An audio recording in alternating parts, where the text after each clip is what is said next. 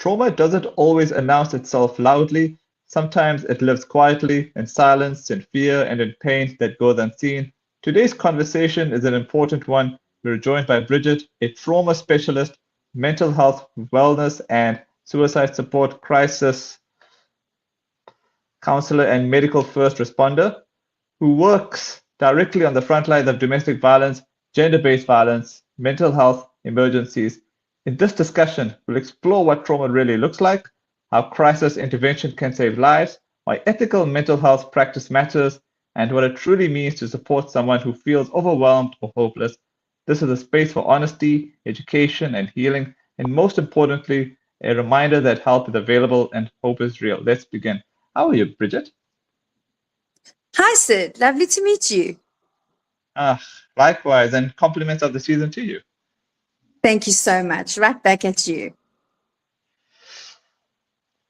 Lovely. All right. I'm just waiting for my questions to unload. So while that is going, okay, no, all right. My opening question to you now, Bridgette, is what inspired you to become a trauma specialist, and how did your personal journey shape the work you do today?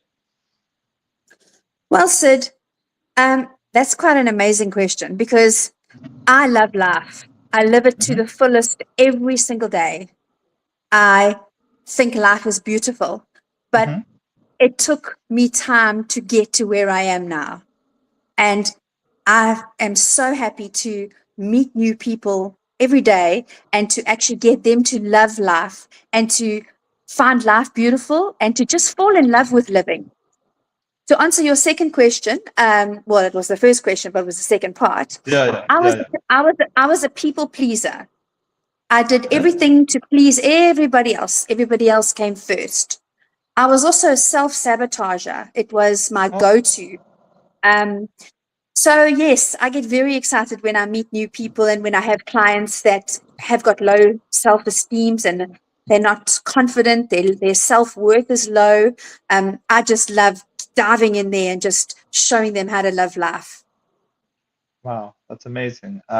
In your experience, what are the most common signs that someone is silently struggling with trauma or emotional distress? Okay, so there's a few, namely irritability, avoidance, withdrawal. You'll find that they are withdrawing from society. They're withdrawing from people around them. They're withdrawing from life itself. And withdrawal doesn't just happen. It's a slow, gradual way.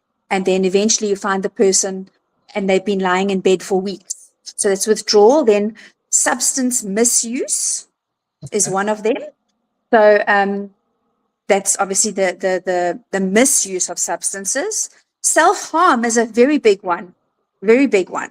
Aggression, emotional numbness, sleeping disturbances, and then suicidal thoughts. Okay, all right. As a mental health, wellness, and suicide support crisis counselor, how do you approach conversations with individuals who feel hopeless or overwhelmed? Okay, so I think it's very important to establish rapport with somebody. So when I meet a person in distress or somebody walks into my office, the first thing is we need to connect. We need to click. So establishing rapport obviously is the first one. And then I assure them that their feelings are valid. Okay. You know, they haven't come there just to find out from us as life coaches to find out, I don't know if what I'm feeling is real. You are feeling it. If you're feeling it, it's real, okay? But also the feeling that you're feeling is temporary. What you're going through is temporary. And then, yes, what I do with all my clients, with everybody that I meet, is I say to them, let me help you on this journey. I would love to help you on this journey. I will walk beside you and I will do whatever it takes to help you and to guide you on this journey. Wow. Bridgette, you work on the front lines of domestic violence and gender-based violence. What can you tell us about this? Oh, At this time of the year, we've really, it's been a hard one. Okay, so the first thing I'd like to clear up is that men are abused too. Oh. There are so many men that are abused, and with the stigma that's attached to it and the domestic violence attachment to it, they just get in their car and go to work in the mornings and don't tell anybody what they're going through at home.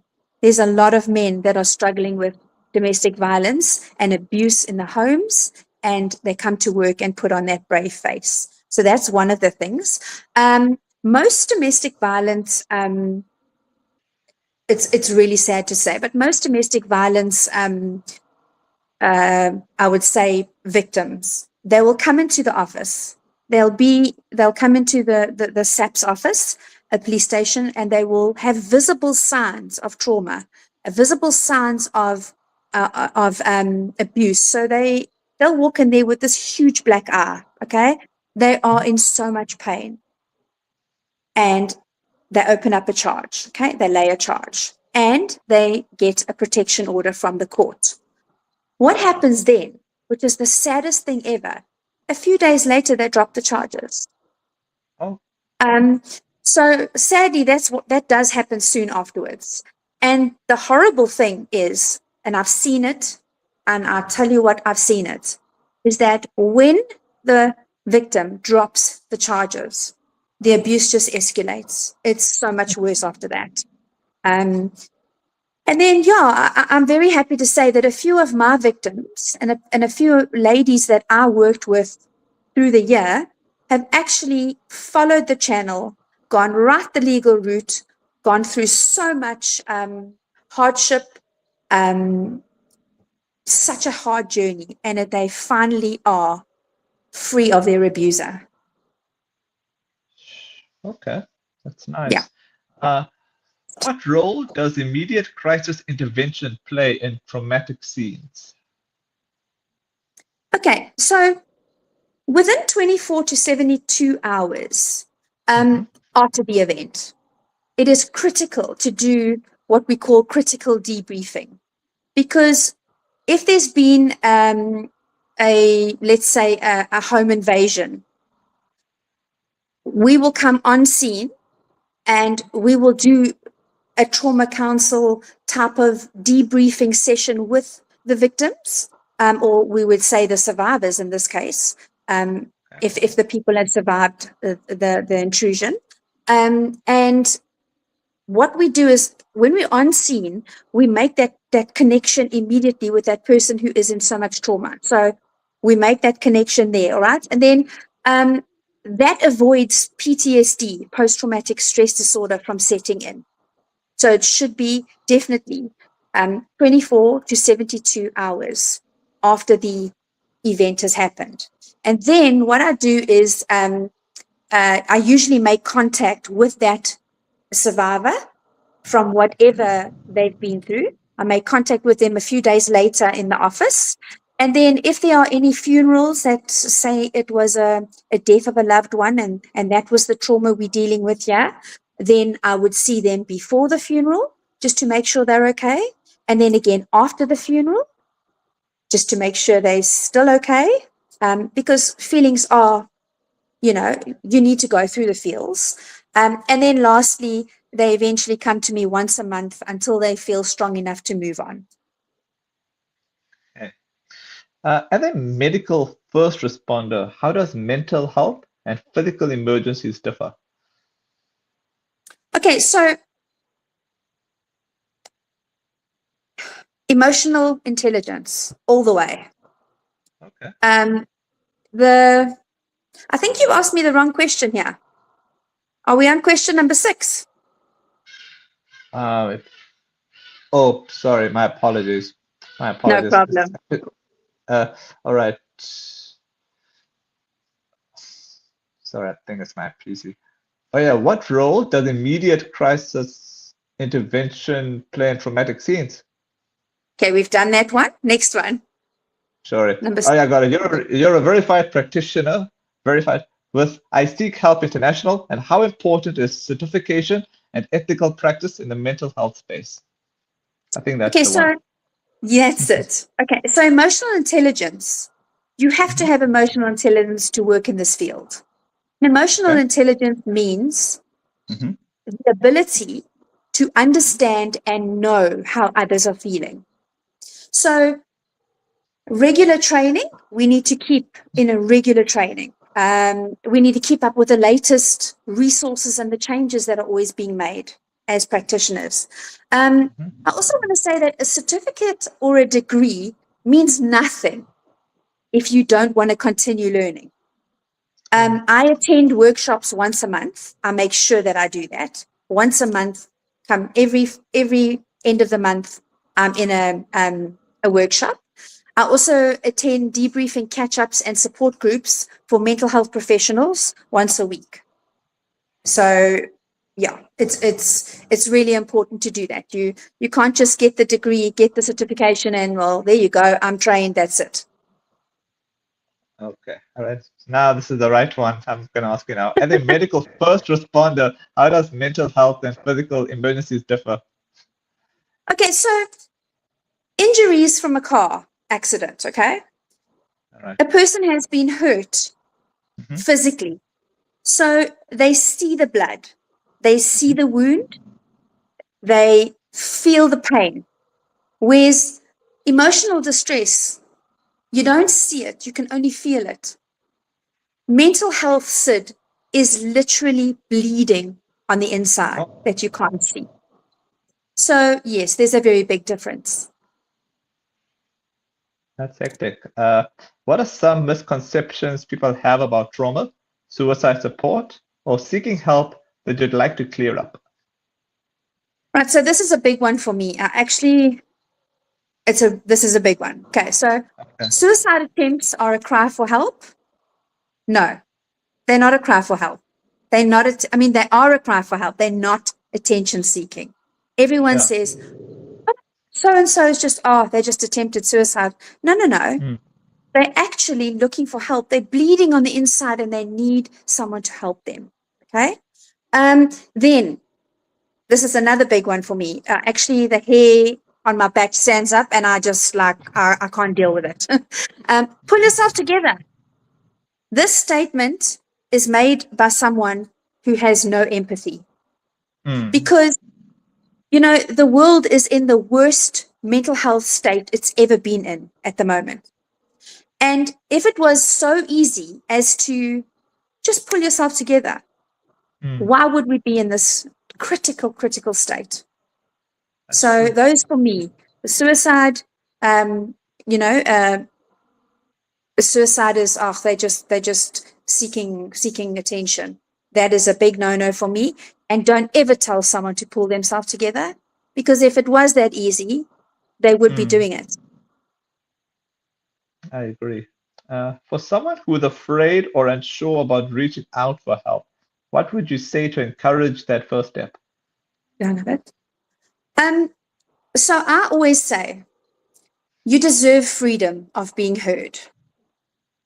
You deserve somebody to listen to you. You deserve to get out what is burdening your heart. All right. I also ensure them, but encourage them that I cannot take your anguish and your pain away, but I can help navigate, understand, and work through this with you. I also then go another step further and say, like I said earlier on in this interview, that let me help you on this journey to healing. And it just, you know, the way you say things and the way you approach the person that's come to you in trauma, that's the best way to do it. And that way works for me. All right, I will ask you my final question and then I will take comment questions afterwards. All right, what practical tools or daily practices can people use to support their mental health and emotional resilience long term?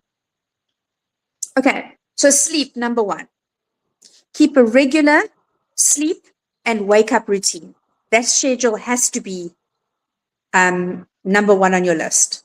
Then we've got sunlight, exercise, a healthy diet, a social connection with positive and focused individuals. This increases the serotonin levels in the brain. Mhm. Serotonin is actually the happy hormone. I'm going to use this example that I love using. Mhm. Someone will say to me, "Oh, I was feeling so sad." And then my friend said to me, "Come, let's go and have a coffee and a slice of cake at a shop or at a coffee shop, right?" And then they'll go, and the person will come back to say, "I had such a lovely time. The cake and coffee was lovely." It's not the cake and coffee; it's the social Yeah. connection. That is what boosts the serotonin levels. So that social connection is really important. Yes, the cake and the coffee is nice. Yes, the chocolate cake is lovely on the lips and you know what it does to the hips, but that's not what actually makes you leave that coffee date feeling good. It's the connection with that person. Awesome. Now I'll get to the comment questions here. The first one Sure. here is from Jitin Rishika. How does one heal from medical crisis? Example, she said being disabled in an accident. Okay. So that's a difficult one. And I would encourage you to make contact with me so that I can help you further with that. Um, it's really difficult to give you an answer without actually seeing you and without meeting you. I am going to give you something quick that I can help you with. I had a client who came to see me, and she and her boyfriend were involved in in a hijacking, and he was shot, but he was still alive after the shooting, but he's paralyzed and in a wheelchair. From here to his toes, nothing works. He is angry with life. He's sad with life. He's frustrated with life because he feels they should have rather actually shot him dead because he feels dead. And the tools and the I would say that the tools that I've given him to cope with, we've walked a long journey together, and he's doing so much better because I've taught him things like I'm saying to you that I would love to share with you, and please make contact with me after this. I would really like to get into that story and that situation with you. I'd love to get to know you, so please do. Lovely. All right, I don't see any further comment questions. So if you'll want to, ask Bridgette any questions, you can do so on WhatsApp. Would you care to share your number for them, please, Bridgette? Absolutely. So it's 074 092 1977. You're welcome to send me a WhatsApp and I'll connect with you there immediately. Lovely. All right, Bridgette, all I got to say is thanks so much for your time, and it was really a pleasure to have you on the live, and hope to catch up with you again in the future. Absolutely. Thank you for having me. You're most welcome. Thank you very much. Bye-bye.